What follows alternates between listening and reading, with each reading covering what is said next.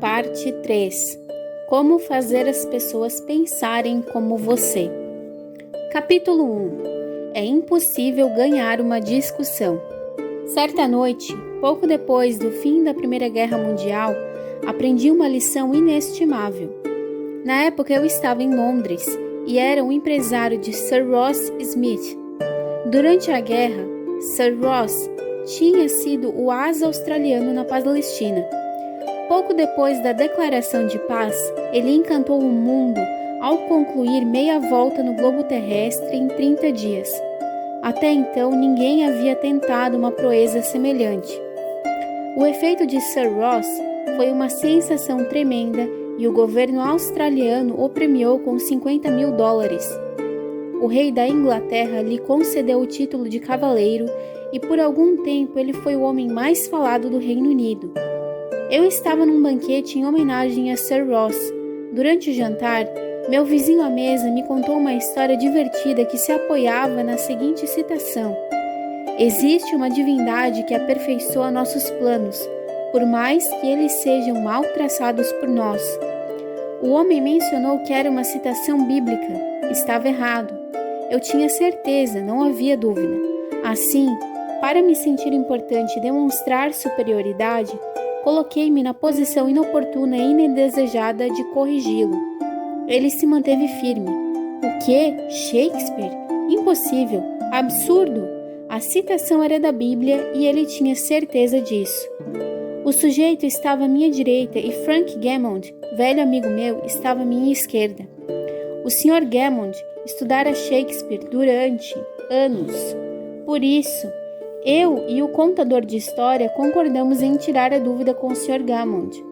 Ele ouviu, me chutou por baixo da mesa e disse: Dale, você está enganado, o cavalheiro tem razão, o trecho está na Bíblia.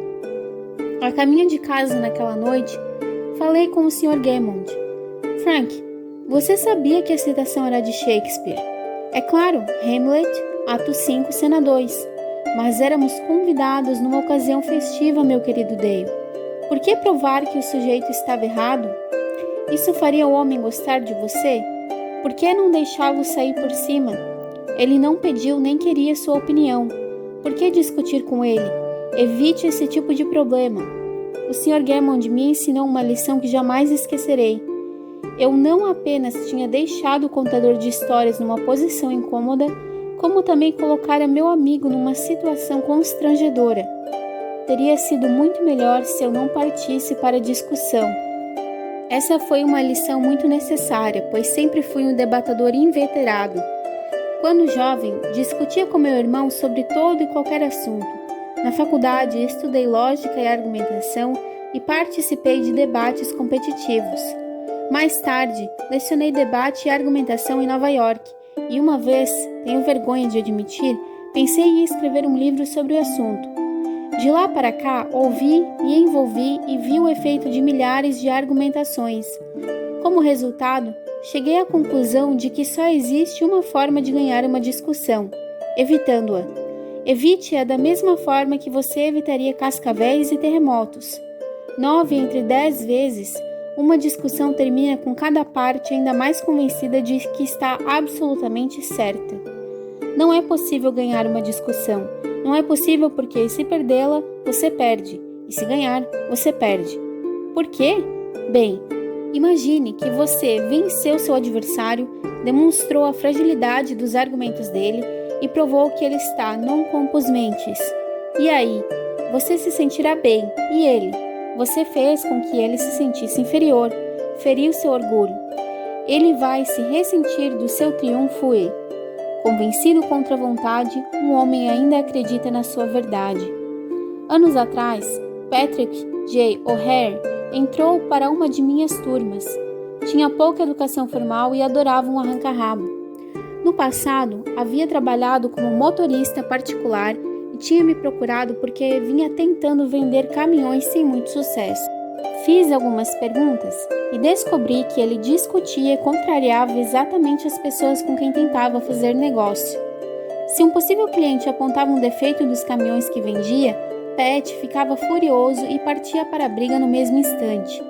Na época, ele ganhava muitas discussões. Eu costumava sair do escritório dizendo: falei poucas e boas para aquele sujeito. Revelou-me ele tempos depois. Sim, falei mesmo, mas não vendi nada. Meu primeiro problema não era ensinar Patrick J. O'Hare a falar. Minha tarefa imediatamente era treiná-lo a parar de falar e evitar as discussões. Ao fim do curso, o Sr. O'Hare se tornou um dos melhores vendedores da White Motor Company de Nova York. Como conseguiu? Eis a história conforme ele me contou. Hoje em dia, se eu entro na sala de um comprador e ele diz: "O quê? Um caminhão White? Eles não prestam. Não quero nem de presente. Vou comprar um caminhão da concorrência." Eu digo: "O caminhão da concorrência é bom. Se comprá-lo, não vai se arrepender. São feitos por uma boa empresa e vendidos por boa gente." Quando falo isso, o outro fica sem saber o que dizer. Não há espaço para discussão. Se ele diz que a outra marca é a melhor, eu concordo, ele precisa parar. Não pode passar a tarde inteira dizendo isso enquanto concordo com ele. Assim, deixamos de lado a outra marca e eu começo a falar sobre as qualidades do caminhão White. Ele parou por um instante para lembrar o passado e em seguida continuou. Houve um tempo em que um comentário desse tipo me deixava transtornado. Eu começava a argumentar contra outra marca e quanto mais atacava, mais meu possível cliente a defendia. E quanto mais ele a defendia, mais se convencia a adquirir o produto da concorrência. Ao olhar para trás, pergunto a mim mesmo como fui capaz de vender alguma coisa. Perdi anos de vida com bate-bocas e discussões. Hoje em dia, mantenho a boca fechada. Vale a pena. Como dizia o velho e sábio Benjamin Franklin, quando você discute, se exaspera e contradiz os outros. É possível obter uma vitória de vez em quando, mas será uma vitória vazia, pois você nunca conseguirá conquistar a boa vontade de seu opositor. Decidida por si mesmo, o que prefere? Uma vitória acadêmica e teatral ou a boa vontade do outro? Quase nunca é possível obter as duas coisas. Certa vez, o jornal Transcript de Boston publicou estes versinhos cômicos e significativos. William J. aqui jaz, um homem que morreu com seus ideais. Estava coberto de razão enquanto vivia apressado, mas está coberto de terra como estaria se estivesse errado. Você pode estar coberto de razão enquanto defende seus argumentos, mas seu esforço para mudar o modo de pensar do outro provavelmente será tão inútil quanto se estivesse errado.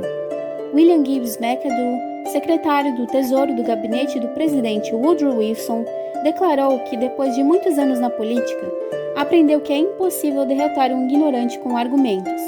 Um ignorante? O Sr. Adoo foi bondoso. Minha experiência diz que é praticamente impossível fazer qualquer pessoa, seja qual for o seu QI, mudar de ideia com uma disputa verbal. Frederick S. Parsons, contador especialista em imposto de renda, vinha discutindo por 1 hora com um fiscal da Receita Federal. O que estava em jogo era um débito no valor de $9.000.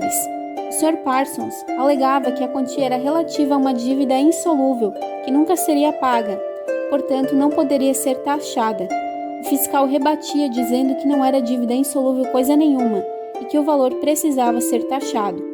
O fiscal era um sujeito frio, arrogante e teimoso, comentou o Sr. Parsons, enquanto contava a história para a turma. Não adianta usar a razão nem apresentar os fatos. Quanto mais discutíamos, mais teimoso ele ficava. Assim, decidi evitar a discussão, mudar de assunto e demonstrar apreço por ele. Eu disse: imagino que seja um assunto insignificante em comparação com as decisões importantes e difíceis que o senhor precisa tomar. Estudei os impostos, mas meu conhecimento veio dos livros. Já o senhor aprendeu com a prática.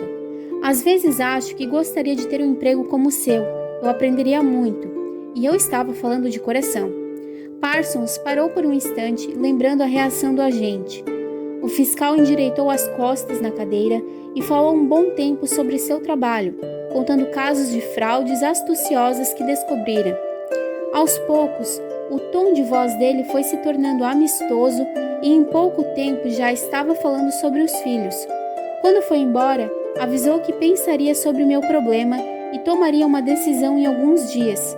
Por fim, ele ligou para meu escritório 3 dias depois e me informou que havia decidido aceitar a declaração de imposto exatamente como estava.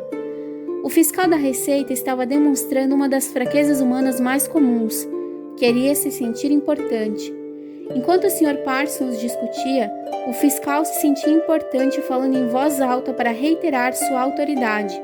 Mas assim que o Sr. Parsons admitiu sua importância e a discussão parou, o fiscal se tornou um ser humano simpático e gentil.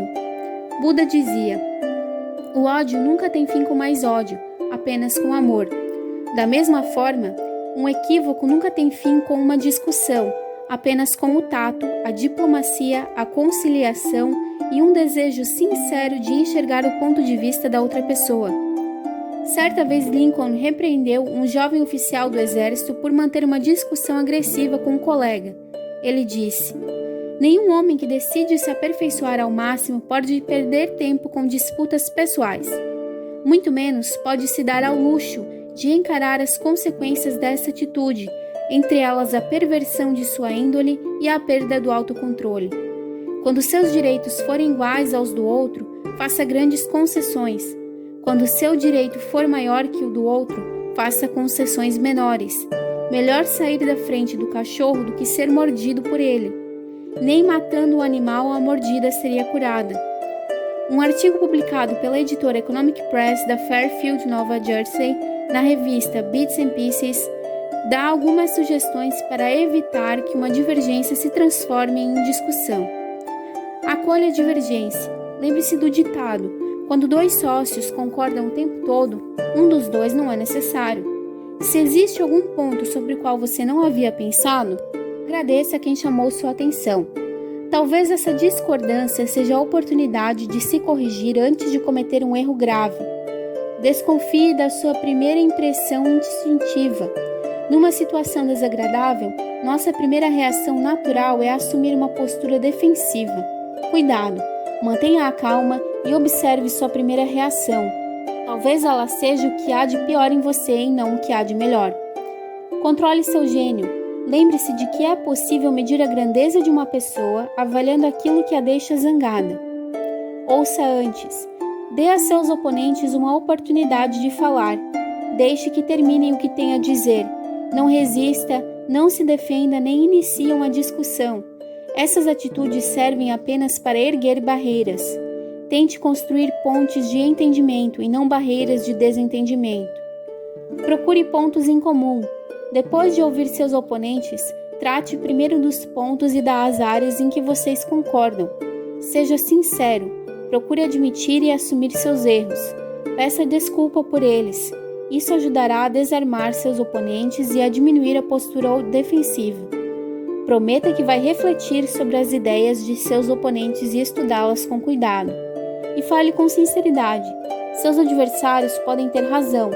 É muito mais fácil concordar em avaliar os próprios pensamentos agora do que tomar uma decisão apressada e no futuro se encontrar numa posição em que eles podem dizer: tentamos avisá-los, mas você não quis escutar.